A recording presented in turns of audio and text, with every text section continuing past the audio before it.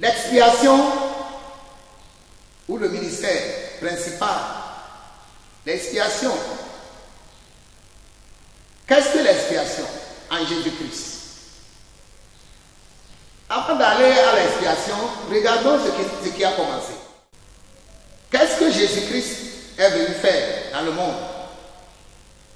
Il dit dans Jean 9, 39, je suis venu dans ce monde pour un jugement, pour que ceux qui ne voient point voient, et que ceux qui voient deviennent aveugles, pour que ceux qui se croient voyants deviennent aveugles. Mais ceux qui sont humblement, ceux qui se considèrent par humilité, qui ne connaissent rien, ils vont voir, ils vont connaître. Bien-aimés dans le Seigneur, écoutez, Jésus est venu pour aider les humbles et les pauvres. Dans Jean 5, le verset 22, nous voyons Jésus qui dit encore, le Père ne juge personne, mais il a remis tout jugement au Fils. Verset 23 dit, afin que tous honorent le Fils comme ils honorent le Père. Celui qui n'honore pas le Fils n'honore pas le Père qui l'a envoyé. Alléluia. C'est le ministère que Dieu avait donné à Adam. Nous l'avons dit quand nous l'avons dans les autres messages. Lorsque nous lisons Genèse 1, Genèse 1, le verset 26 dit quoi? Puis Dieu dit, faisons l'homme à notre image, selon notre ressemblance, et qu'il domine sur les poissons de la mer, sur les oiseaux du ciel, sur le bétail, sur toute la terre, et sur tous les reptiles qui rampent sur la terre. Voilà, faisons l'homme à notre image, selon notre ressemblance, et qu'il domine. Qu'il domine. C'était cette phrase-là qui avait vraiment alarmé le diable et ses anges, qui étaient déjà dans les environs. Écoutez, lorsque nous lisons, nous écoutons Jésus-Christ parler, nous voyons Jésus dire la même chose. Afin que tous honorent le Fils comme ils honorent le Père qui l'a envoyé. Celui qui n'honore pas le Fils n'honore pas le Père qui l'a envoyé. Ce rôle que devait jouer Adam a suscité une grande jalousie chez Satan et ses anges. Et finalement, ils ont fait chuter Adam. Le péché a fait que tout ce projet de Dieu est nul dans le monde aujourd'hui. A été annulé pendant des millénaires. Et tous ces gens qui mouraient, personne ne pouvait aller au ciel. Vous voyez Jésus le dire dans Jean 3, verset 13. Il n'est monté au ciel si ce n'est celui qui est descendu du ciel, le Fils de l'homme qui est dans le ciel. Alléluia. Personne n'est allé au ciel. Jésus a dit que personne n'est allé au ciel. Personne ne peut aller au ciel. Et avant que Jésus ne descende dans le monde, personne n'est monté au ciel. C'est ce qu'il dit. Quel est ce drame? Pourquoi ce drame? Et qu'est-ce que Dieu peut faire? Est-ce que Dieu va laisser la situation comme ça? Je vous dis que pour résoudre ce problème, il faut beaucoup de sacrifices. Et ce sacrifice-là, si vous voyez le psaume 51, Dieu dit que tous les sacrifices, tous les animaux du monde, lui connaissent cela. Ça ne suffira pas. Ça ne suffira pas. Il connaît les oiseaux du ciel. Il connaît. Vous voyez? Ça ne suffira pas. Disons, le psaume 51, verset 13 dit, est-ce que je mange la chair des taureaux? Est-ce que je bois le sang des boucs? offre pour sacrifice à Dieu des actions de grâce et accomplis tes vœux envers le Très-Haut. Et invoque-moi au jour de la détresse, et je te délivrerai, et tu me glorifieras. Bien-aimé, Dieu il va voir les boucles. Et dans les autres versets plus haut, il te dit que lui connaît tout ce qui se trouve dans la forêt. Tu n'as pas à lui demander ou à lui donner un sang ou un bouc d'un taureau. Et si, quand nous parlons de l'expiation, l'expiation s'est imposée à Dieu, à notre faveur. Dieu est obligé d'expier. Beaucoup de personnes se demandent comment Dieu va expier, pourquoi il va faire ça. Il y a combien de personnes au ciel? Écoutez, oui, il y a combien de personnes au ciel?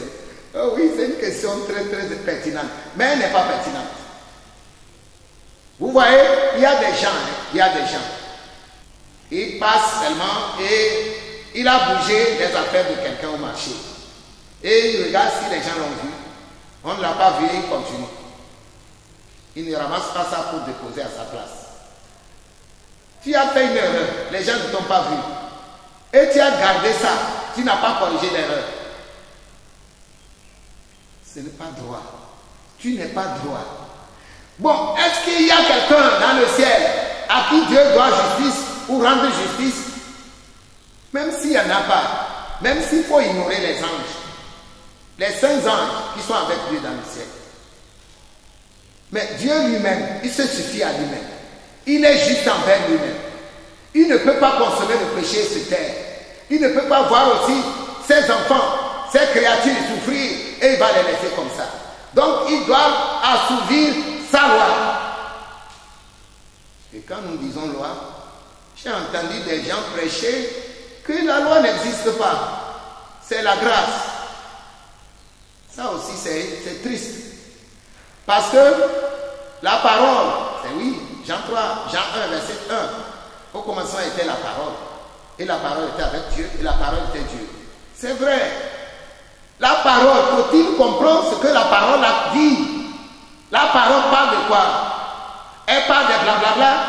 Elle prononce, elle est en train d'articuler, d'énumérer les lois divines qui régissent la création. S'il vous plaît, écoutez, la création est faite à base de lois. Vous allez demander à Copernic, allez poser des questions aux physiciens. Comment ils ont créé la NASA dans les airs? Comment? Ça part avec la maîtrise de certaines lois. Et oh mon Dieu, ces lois-là, ce n'est pas encore le 10 millionième des lois dans le ciel. Et là où Dieu est, il marche sur la justice. Il marche dans les voies de la justice. Il marche dans les voies de la justice. Et quelle justice? La justice éternelle. Il y a des justices qui ne sont pas éternelles. Par exemple, les lois de nos nations. Quand tu changes ici, tu vas au Ghana, ce n'est pas la même constitution. Ce n'est pas des lois éternelles. Et Dieu, lui, marche au milieu des sentiers de la justice éternelle, dit la Bible. Et comment il ne peut pas se justifier devant lui-même? Donc j'ai dit l'expiation est fondée. J'ai dit que l'expiation est fondée.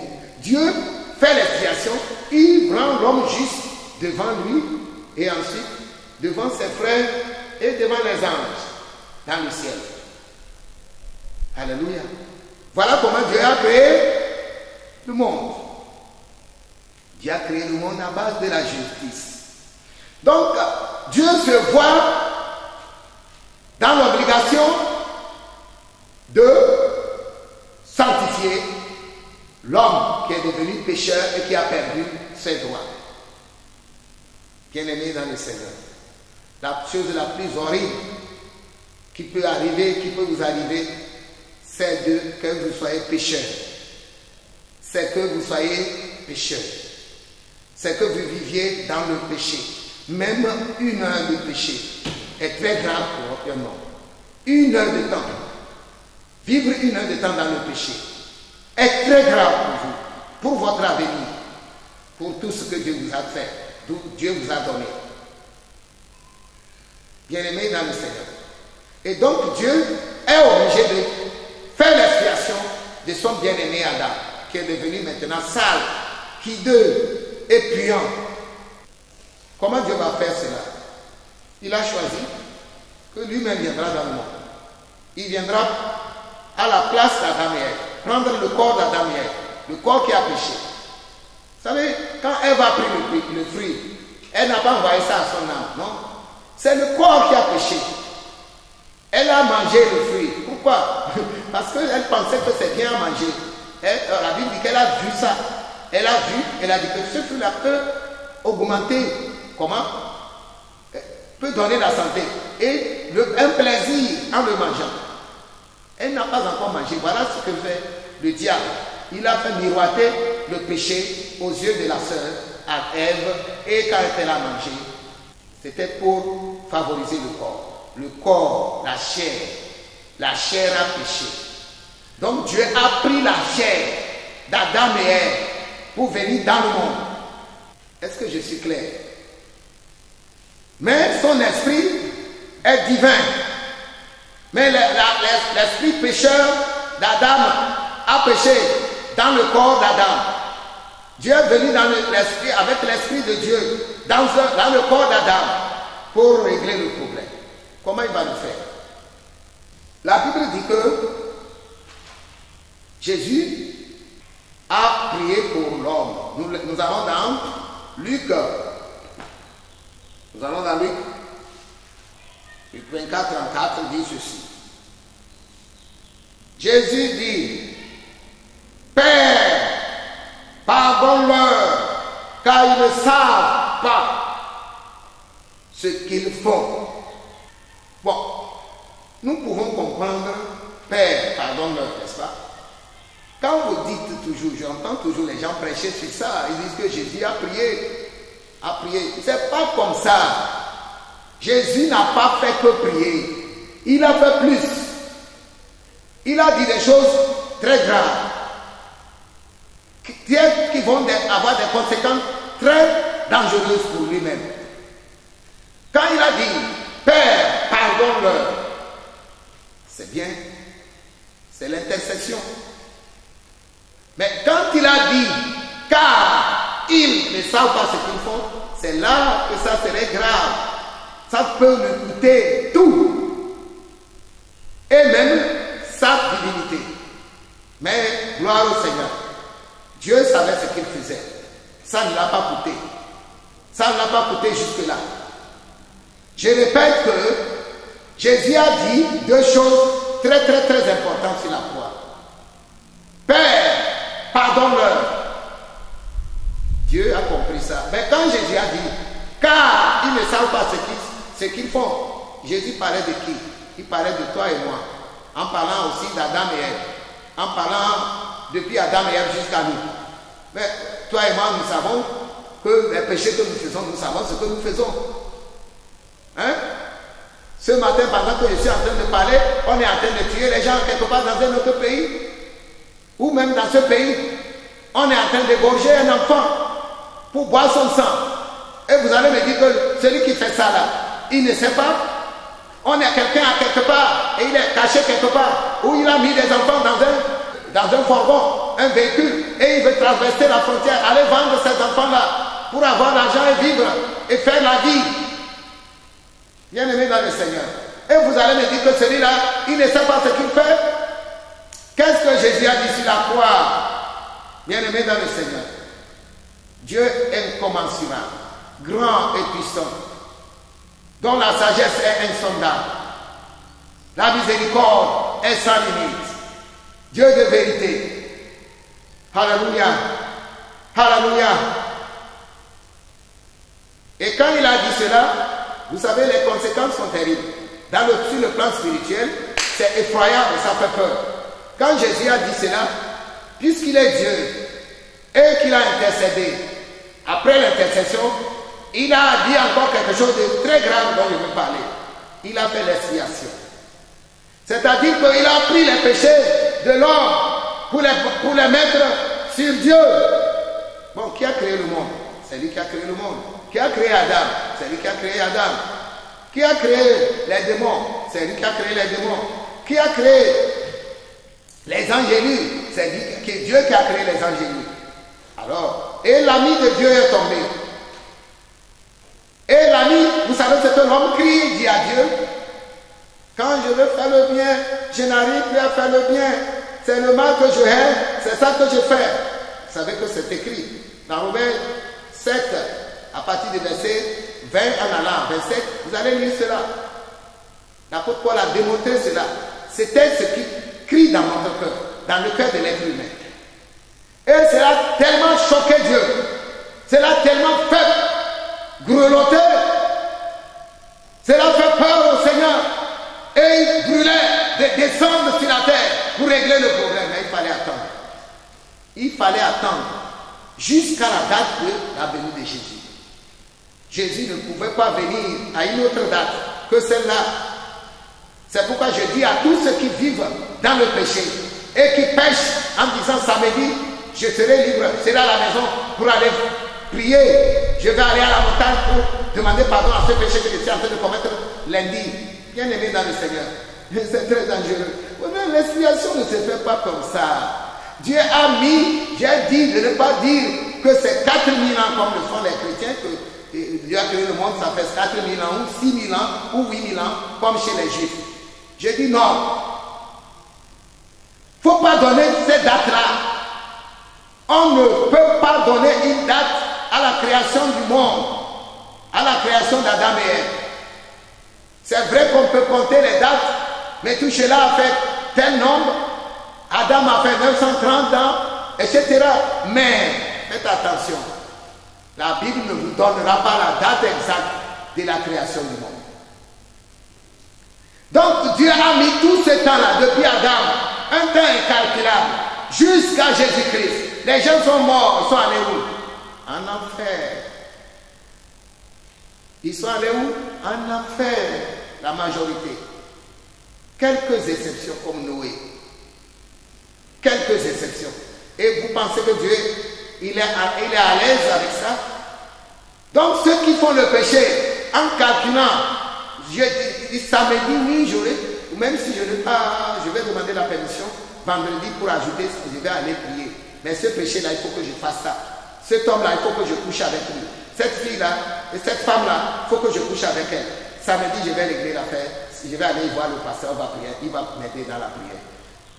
Ceci, le pasteur ne peut pas expier vos péchés. Et pour expier un péché, ça prend beaucoup de choses. Donc Dieu lui-même, son sang, ça coûte cher l'expiation. Alors Dieu est venu dans le monde pour la vengeance. Vous savez, la vengeance est écrite. Dans Genèse 3, verset 15 dit, moi Dieu, je mettrai inimitié entre toi, Satan, et la femme, c'est-à-dire l'humanité. La femme t'écrasera la tête. Et toi, tu feras les enfants de la femme. C'est-à-dire l'humanité t'écrasera la tête. L'humanité engendrera quelqu'un. Il va te casser la tête. Casser la tête, il va t'envoyer encore en enfer. Tu vas mourir. Dans le monde spirituel, c'est ce que ça veut dire. Dans le monde spirituel, t'écraser la tête veut dire mourir. Il va mourir. Donc, la femme va encore écraser les enfants de Satan, c'est-à-dire les serviteurs des démons, les humains qui se sont diabolisés pour accomplir la volonté de Dieu. Nous allons les tuer. Nous allons les écraser. C'est ce qui est écrit dans le livre de la vengeance. Le verset dit, je mettrai une inimitié entre toi et la femme, entre ta postérité et sa postérité. Elle t'écrasera la tête, toi tu lui blesseras le talon seulement. Bien-aimé dans le Seigneur, Jésus est venu pour la vengeance. Et quand Dieu est venu sur la terre, quand il a prononcé cette deuxième partie de ce verset-là, ils ne savent pas ce qu'ils font. Il a déculpabilisé Adam et sa descendance, c'est-à-dire l'humanité. Et il a culpabilisé Dieu, c'est-à-dire le diable, que Dieu a engendré, même si ce n'est pas Dieu qui a engendré Satan. Ceux qui disent que c'est Dieu qui l'a engendré, nous acceptons. Mais au préalable, Dieu a créé les anges bien faits. Mais il les a créés avec la loi royale. Ils ne sont pas obligés de faire toutes choses. Ils sont libres d'agir. Libres d'agir. C'est pourquoi il y a un jugement. La liberté d'action. Et Dieu n'a pas créé un seul ange qui est robot. Donc, ceux qui disent que Dieu a créé le mal, je refuse. Et la Bible refuse. Dieu n'a pas fait le mal. Il n'y a pas de oui et non en Dieu. 2 Corinthiens 1, verset 9. Dieu est oui. Il a créé les anges, oui. Il n'y a pas de non en nous. Mais il n'a pas obligé quelqu'un à ne pas dire non. C'est la même chose que Dieu te dit toi aussi.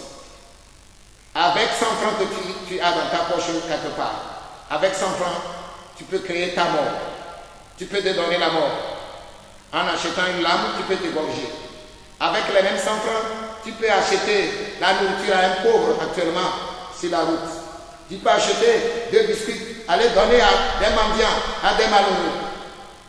Les mêmes 100 francs, tu peux l'utiliser comme tu veux. Ainsi va la vie ici-bas et dans le ciel.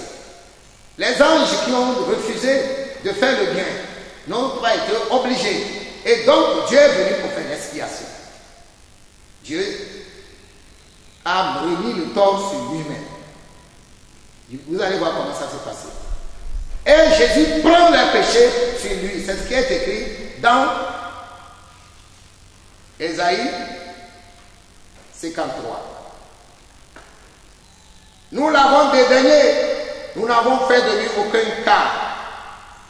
Verset 4 dit, Ésaïe 53, verset 4. Cependant, ce sont nos souffrances qu'il a portées, car c'est de nos douleurs qu'il s'est chargé, et nous l'avons considéré comme puni, frappé de Dieu et humilié. Mais il était blessé pour nos péchés, brisé pour nos iniquités. Le châtiment qui nous donne la paix est tombé sur lui. Et c'est par sa maîtrise que nous sommes guéris. Alléluia. Jésus avait pris nos souffrances.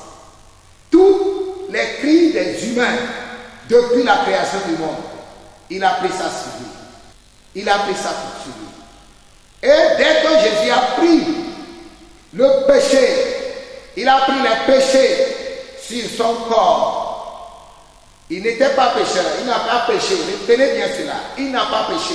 Mais il a pris les péchés sur lui, de l'humanité, nos péchés sur lui. Cela est devenu péché. Cela est devenu péché. Jésus, étant sur la croix, est devenu péché. Vous voyez, il y a une différence entre les péchés et le péché quand vous lisez Romains. Dans le livre de Romains, il y a les péchés. L'apôtre Paul parle de les péchés, il parle aussi du péché. Jésus a pris, quand il a pris nos péchés, lui-même est devenu péché sans être un pécheur. Et dès qu'il a fait cela, à midi, le ciel est devenu sombre. Le soleil a perdu sa lumière. Et là, toute la terre est redevenue sombre. Luc 23, verset 44. Il était déjà environ la 6e heure. Et il y eut des ténèbres sur toute la terre, jusqu'à la 9e heure. Vous voyez? La 6e heure, c'est midi. Dans notre temps actuel, ça vient, c'est midi. Et la 9e heure, c'est 15 heures. Donc, il y a eu les ténèbres de midi à 15 heures. Pourquoi? C'est parce que Jésus était en train d'exercer un ministère très important pour sa venue. Jésus est en train de traiter le péché. Il a pris d'abord les péchés, et quand lui-même il est devenu péché, sans être un pécheur. Et quand il a fini ça, quand il a fait ça plutôt, le ciel s'est obscurci, les ténèbres ont couvert le monde. Pendant 3 heures de temps. 3 heures, c'est très significatif. Nous reparlerons de ça plus tard. Et Jésus a traité le problème qui était relatif à l'humanité, à la faiblesse de l'humanité. Jésus cherchait à nous rétablir dans notre droit. Quelqu'un dira, mais comment ça? Oui, notre Dieu n'est pas n'importe quel Dieu. Notre Dieu, le Dieu d'Israël, qui s'est manifesté à Israël, est le grand Dieu qui a créé le monde, qui a créé tous les peuples du monde.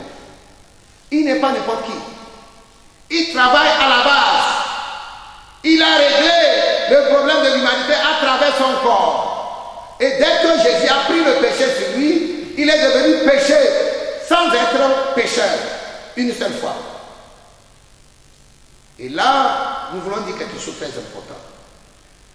Dès que Jésus a fait ça, le ciel est noir, il continue à intercéder pour nous, et après il est mort. Comme il n'a pas péché, il continue par avoir tous les pouvoirs. C'est pourquoi on appelle le dernier Adam. Le dernier Adam est différent du premier Adam. En ce moment, c'est ce que certains ont dit que ce n'est pas Jésus qui a été crucifié. Et je vais vous expliquer. Il faut qu'ils vous disent qui a été crucifié. Quand Jésus a pris le péché sur son corps, il est redevenu, il a accompli tout ce qu'il faut pour qu'Adam revienne dans son pouvoir primitif que Dieu lui a donné. C'est-à-dire que Jésus, en ce moment, son humanité est complète. Parce que Jésus ne pouvait pas mourir. Quand Jésus a pris le péché sur lui, il est devenu un être humain complètement humain. Et là, il est mort. Allez dire aux témoins de Jéhovah qui disent que si Jésus est mort, c'est parce qu'il est un être humain. Dites-leur que c'est ce que Jésus a fait. Ils savent qu'il nous explique pourquoi le soleil est devenu sombre. Pourquoi le soleil a perdu sa clarté pendant 3 heures de temps. Dieu a pris le péché. Et le péché a fait qu'il est devenu homme. Et en ce moment, la mort que les Juifs et les Romains voulaient lui donner à travailler. Et Jésus est mort. Jésus est mort. C'est ça l'expiation. Dès que Jésus-Christ, le sacrifice a été agréé par son Père, le feu est descendu sur Jésus, sur la croix. Et vous allez me dire, quand est-ce que le feu est descendu sur Jésus? Je te demande pourquoi il est écrit dans la Pâque, dans Exode 12, qu'on ne doit pas cuire la chair de la viande de Pâque. La Pâque ne sera pas cuite dans une marmite, mais ça doit être brûlé au feu. On ne va pas garder ça jusqu'au lendemain. C'est pour te dire que la vraie Pâque va venir. C'est Jésus qui est la vraie Pâque. C'est Jésus-Christ qui est la vraie Pâque que nous lisons dans Exode 12. Enfant de Dieu. Et Jésus-Christ a été brûlé sur la croix par son Père pour être l'holocauste le plus parfait de la création depuis que Dieu a créé le monde. Dieu attendait cet holocauste pour réhabiliter Adam dans ses droits. Laissez-moi encore vous dire que ce n'est pas Jésus-Christ qui a apporté le péché là-bas. Quand il a fini de porter le péché, quelque chose s'est passé. Allons dans Colossiens 2, verset 14. Colossiens 2, 14. Colossiens 2, 14 dit ceci. Il a effacé l'acte dont les ordonnances nous condamnaient et qui subsistait contre nous. Et il a détruit en le clouant à la croix. En clouant qui à la croix? L'acte. L'acte. Jésus, dès qu'il a compris tout ça là, il a transformé le péché là. Mais puisqu'il n'a pas péché, comment Jésus peut devenir péché? Ça ne peut pas aussi coller. Une fois qu'il a placé ça sur le corps d'Adam, qu'il a pris pour venir dans le monde, une fois que Jésus a placé le péché sur lui, parce qu'il est Dieu, il peut prendre le péché de l'humanité pour lui sur lui. Une fois qu'il a terminé ça, lui-même s'est esquivé. Et ce qu'il vient de faire sur la croix est devenu un acte de péché. C'est devenu un acte. Et on dit, il a cloué sur la croix. C'est pourquoi l'apôtre Paul dit que Christ a été peint. Peint comme crucifié. Alors, mes bien-aimés dans le Seigneur, Dieu a fait cela pour toi. Il a vécu, il a subi la mort.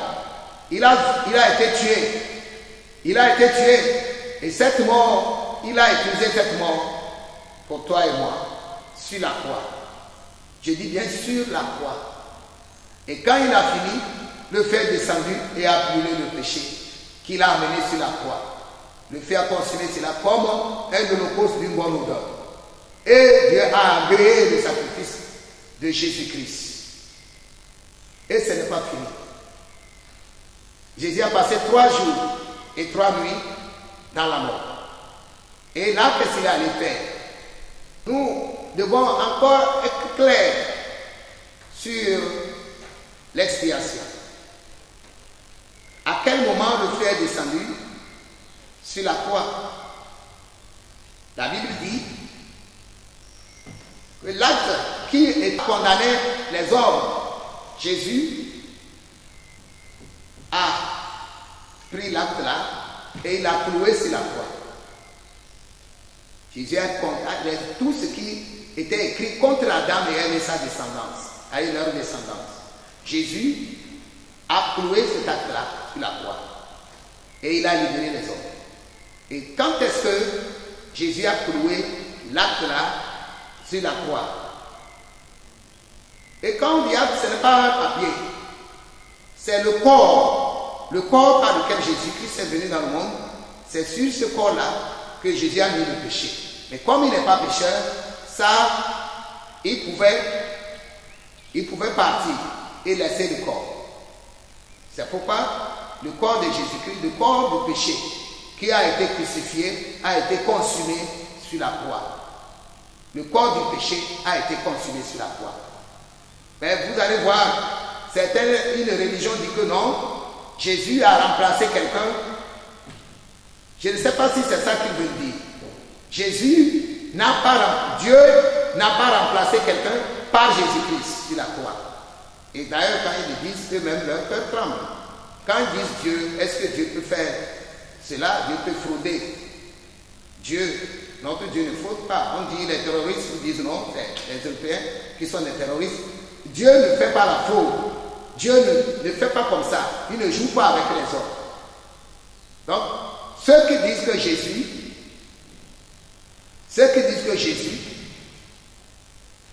a remplacé, Dieu a remplacé quelqu'un par Jésus, ils se trompent eux-mêmes. En disant cela, ils tremblent. Parce que Dieu n'a pas peur de la mort. Et nous l'avons expliqué, nous disons que c'est le péché que Jésus a pris sur lui qui a fait que Jésus est devenu un homme complet. Un homme complet comme nous. Et donc il peut nous aider. Et c'est pas ça qu'il peut nous aider. Il peut venir à notre aide en arrachant les péchés dans le monde pour les mettre sur lui-même afin que le feu descende pour consumer, pour qu'il constitue en ce moment un holocauste parfait et final. Après cet holocauste-là, il ne doit plus avoir d'holocauste dans le monde. Dès que Jésus-Christ est mort sur la croix, nous avons dit que nous comptions les péchés d'Adam et Ève, les péchés plutôt de Satan. Le premier péché s'est passé dans le ciel. Il a voulu prendre le trône du Créateur lui-même. Nous avons dit des passages pour ça. Et le deuxième péché a eu lieu quand Satan est venu contaminer le péché à l'humanité à travers Ève et puis Adam. C'est le deuxième péché de Satan. Le troisième péché de Satan, c'est quand Satan a voulu ou a cherché à tuer Jésus. Et finalement, il a détruit lui-même son sort. Il a réglé son sort. À partir de ce moment, Satan bouclait son troisième péché en crucifiant Jésus-Christ sur la croix. Et dès ce moment, Satan est inadmissible, totalement inadmissible dans le ciel. Il n'y a plus de grâce. Et c'est ce que nous disons dans Jean. Vous voyez, à une certaine date, Jésus a déjà déclaré la sentence qui attend Satan. Dans Jean 12, le verset 30, nous lisons ceci.